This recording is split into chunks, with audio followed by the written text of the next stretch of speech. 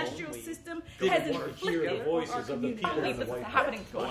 House. So America would never do a thing like this. In 1969, Daniel Ellsberg, a strategic analyst at the Rand Corporation and a former government official, began work on a secret study authorized by Secretary of Defense Robert McNamara.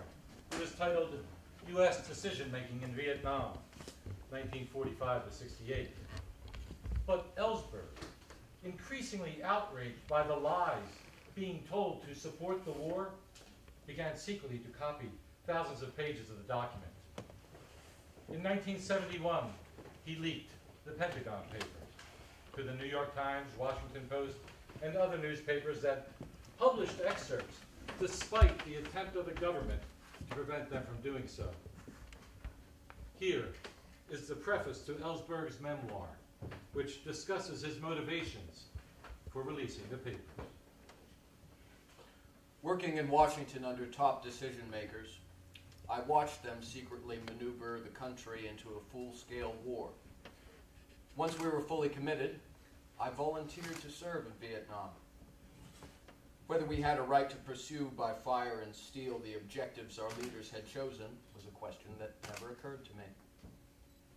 But during my 2 years in Vietnam, its people and plight became real to me, as real as the U.S. troops I walked with, in a way that made continuing the hopeless war intolerable. Back in the U.S., I began to do everything I could to help free our country from the war. For 2 years, I did this as an insider, briefing high officials, advising presidential candidates, and eventually helping Henry Kissinger, the National Security Advisor, discover alternatives. But I felt called to go beyond this approach, and so to end my career as a government insider. On the evening of October 1st, 1969, I walked out past the guard's desk at the Rand Corporation, carrying a briefcase filled with documents which were then in my authorized possession.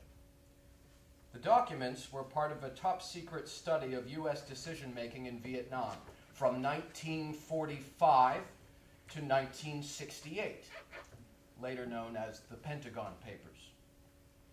I secretly photocopied the entire 47 volumes.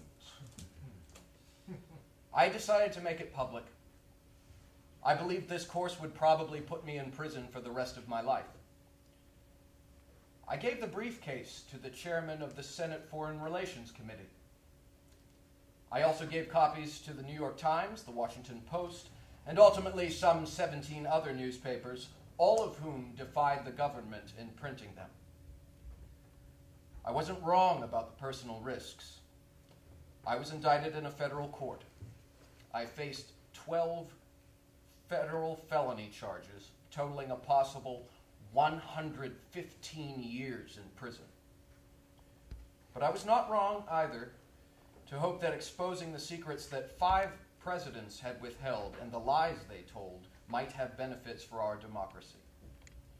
The truth-telling set in motion a train of events, including criminal White House efforts to silence me, that led to dismissal of the charges against me. More importantly, these particular crimes helped topple the president, which was crucial in ending the war.